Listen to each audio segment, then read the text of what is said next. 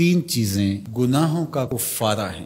فَإِسْبَاغُ الْوُضُوءِ فِي الصَّبَرَاتِ، جھاڑے میں ٹھنڈے موسم میں پورا وضو کرنا ہے، مکمل اہتمام کے ساتھ وضو کرنا موسم سرما میں، یہ گناہوں کو مٹا ڈالتا ہے۔ اور دوسری چیز ارشاد فرمائی وَإِنْتِظَارُ الصَّلَاةِ بَعْدَ الصَّلَاةِ، ایک نماز کے بعد دوسری نماز کا انتظار کرنے بیٹھ جانا، کہ عصر پڑھ لی اب مغرب پڑھ کے جائیں گے، مغرب پڑھی اب عشاء پڑھ کے جائیں گے، تو ایک نماز کے بعد دوسری نماز کا انتظار۔ حضرت عبداللہ ابن عباس رضی اللہ تعالیٰ عنہ فرماتے ہیں کہ حضور فرماتے ہیں کہ میں نے اپنے رب کی زیارت کی۔ حضرت عبداللہ ابن عباس فرماتے ہیں کہ میرا گمان ہے کہ یہ حضور کسی خواب کی کہانی سنا رہے ہیں۔ تو ارشاد فرمایا کہ جب میں نے اپنے رب کی زیارت کی تو میرے رب نے مجھے کہا کہ یہ فرشتے جو ملائے اعلیٰ میں بحث کر رہے ہیں یہ کس امر میں گفتگو کر رہے ہیں، فرشتے کسی معاملے میں تکرار کر رہے تھے، تو ان کی گفتگو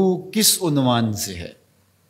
تو میں نے کہا کہ مالک تو بہتر جانتا ہے، مجھے معلوم نہیں ہے۔ تو اللہ نے اپنا دست قدرت میرے دو کندھوں کے درمیان رکھا اور اس کی ٹھنڈک میں نے سینے میں محسوس کی۔ فَتَجَلَّ لِي كُلُّ شَيْءٍ وَعَرَفْتُ، ہر شے میرے سامنے روشن ہو گئی اور میں نے ہر شے کو دیکھ بھی لیا اور پہچان بھی لیا۔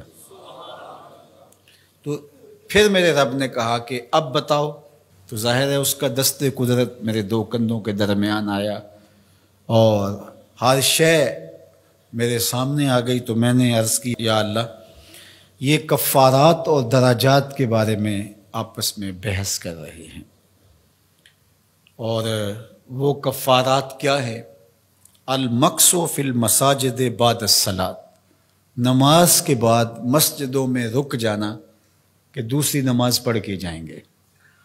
اس پر فرشتے ملائے اعلیٰ میں، عالم بالا میں بیٹھ کے گفتگو کر رہے ہیں۔ اللہ اکبر، یہ کتنا بڑا عمل ہے کہ جس پر فرشتے کہہ رہے ہیں بلے بلے، کیسے وہ لوگ ہیں جو ایک نماز کے بعد دوسری نماز کے لیے رک جاتے ہیں۔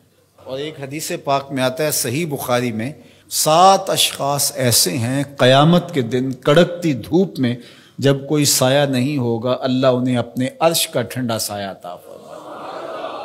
ان میں سے ایک وہ آدمی جس کا دل مسجدوں کے ساتھ جڑا ہوا ہے، مسجد کی حاضری اسے بہت پسند ہے۔ دوسرا والمشی علی الاقدام الی الجماعات، جماعات کے لیے فرض نمازوں کے لیے مسجد کی طرف چل کے پیدل جانا، ہر قدم کے بدلے میں درجے بلند ہوتے اور گناہ معاف ہوتے ہیں۔ اللہ اکبر، یہ طلب کی گئی کہ دعا کیجئے کہ میرا گھر مسجد سے نیڑے ہو، تو کہا نہیں، تم جتنے قدم چل کے آتے ہو اتنے تمہارے گناہ معاف ہوتے، اتنا ہی تمہیں ثواب ہوتا ہے۔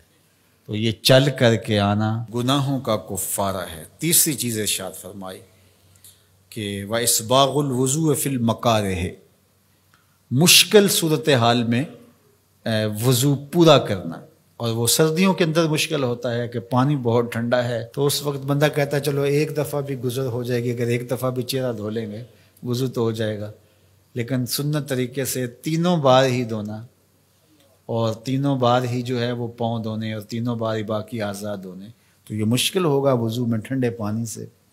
تو بہرحال مشکل میں وضو جو بندہ کرتا ہے تو اللہ کے لیے کر رہا ہوتا ہے۔